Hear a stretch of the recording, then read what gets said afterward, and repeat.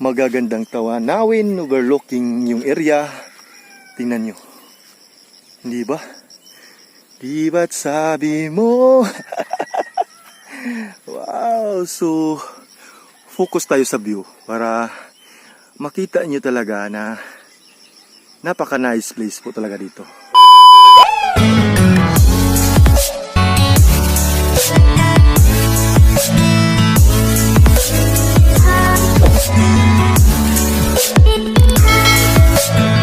Hi guys! Welcome back again sa aking channel. So this is Tips Mayo for more videos all about dragon fruit.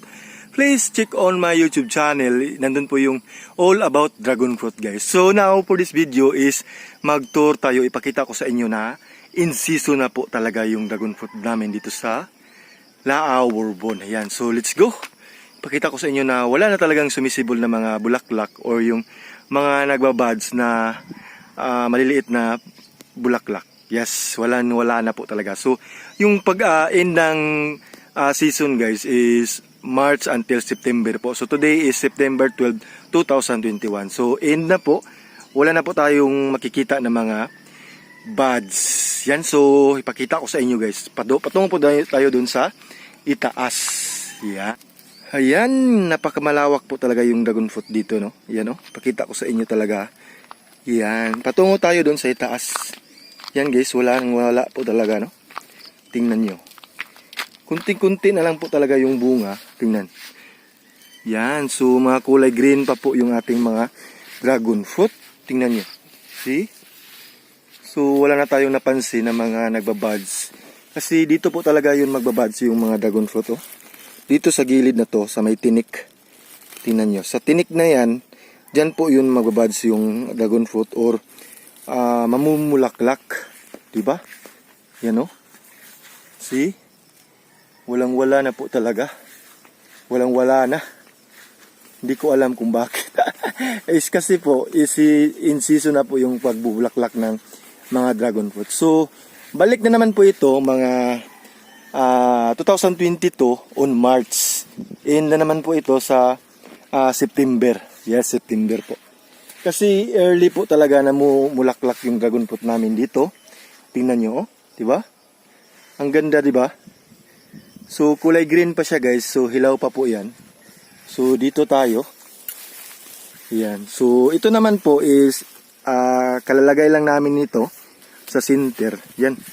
So, very healthy po talaga yung mga dragon fruit natin.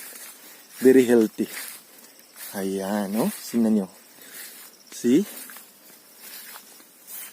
So, doon na tayo. Doon tayo sa kabila. See, gusto ko talaga na i-update ko kayo always, no? In season na sa pagbunga ng bulaklak. This September po. Ito na po yung mga last batch ng pagbunga. Yan, no? Mga last batch na po yan. Diba? Last batch. Yan, oh. Diba? So, dito tayo. Dito tayo, guys. Yan. See? Ang ganda tingnan ng mga dragon fruit po talaga. Yan. Hindi mo na makikita yung pag-blooming nila. Kasi nga, wala na pong season ng pagbunga. So, focus naman po sila sa pag-steam or pagsalingsing or pagtubo ng kanilang mga sanga. So, time na po yan na mag-cutting po kami. It's time to cut the stem of dragon fruit. Yan. Yan. So, wag na lang tayo pupunta doon. Kasi nga, yan, oh. Grabe. Ang lawak talaga dito, guys. Diba? So, doon, oh. Mga baguhan lang po ito. Mga almost 3 months pa lang po ito natanim. Pero very healthy po. Kulay green po yung kanila. Mga stem. Yan. See? Doon tayo. So, mamimiss naman natin po yung mga bulaklak ng dragon fruit, yung pag-blooming nila. Di ba? Mga 5 buwan kasi March. So, end po is September. So, September, October, November, December, January, February, March. So, mga half year po yung hindi nila sila mamunga. Tapos, half year din po yung pagbunga nila. Season po talaga yung dragon fruit.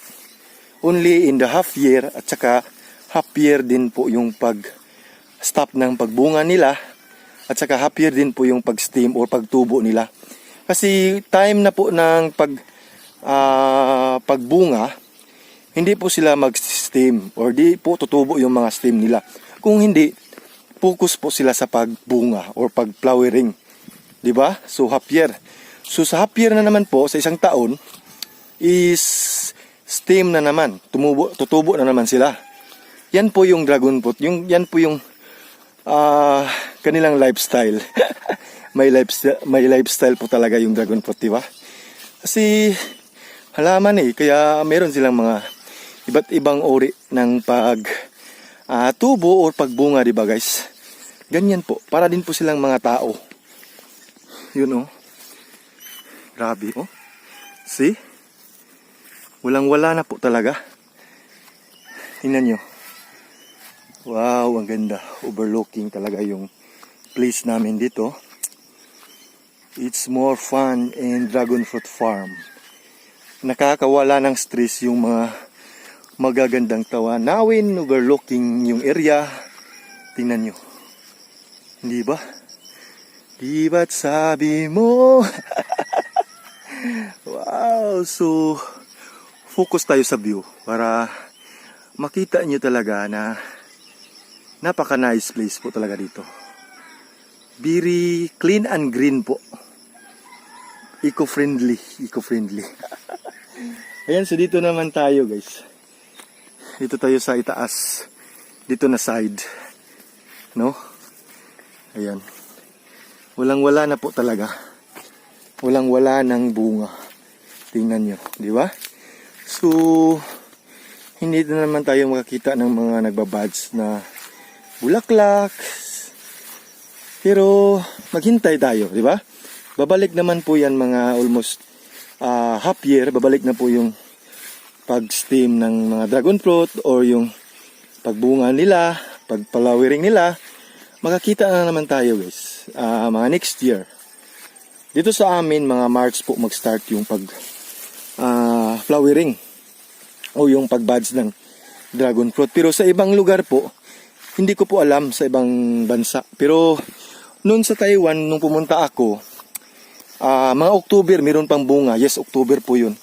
Kasi pumunta ako doon, mga October yun guys. Mga October yun. Tapos, doon po yung harvest season nila sa Taiwan. Kasi iba't iba po talaga yung climate natin or yung panahon o yung weather natin dito doon sa ibang bansa, di ba? Malay natin in season sa atin, pero sa kanila is season na sa pagbunga. Di ba? Tingnan nyo. Yan. Mamimiss na naman natin yan guys. Kasi nga is ito po ay mga last batch na dragon fruit dito sa farm. So don't worry kasi babalik naman po yan next year. Diba? Yan napaka-healthy nila. Very healthy at saka ang lalaki nila guys. Diba? See?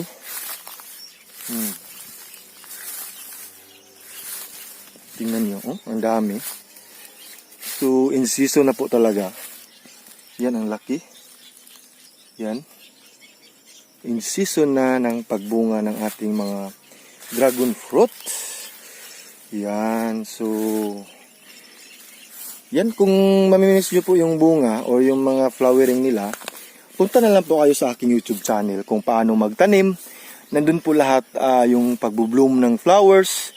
Diba? So, huwag tayong magsad na hindi tayo makakita na. Nandun po, mga video ko, i-replay nyo na lang po para mas masaya at saka hindi natin ma-miss yung dragon fruit na mga bunga. Diba?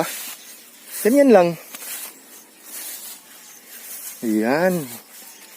Grabe guys. Nakaka-miss talaga, no?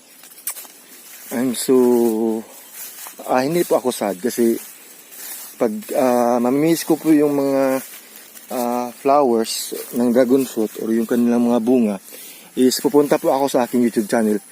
Tingnan ko po doon at i-play ko po na parang season din.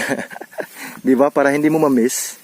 So i-check nyo na lang po doon sa aking YouTube channel para mas masaya at saka hindi tayo lonely.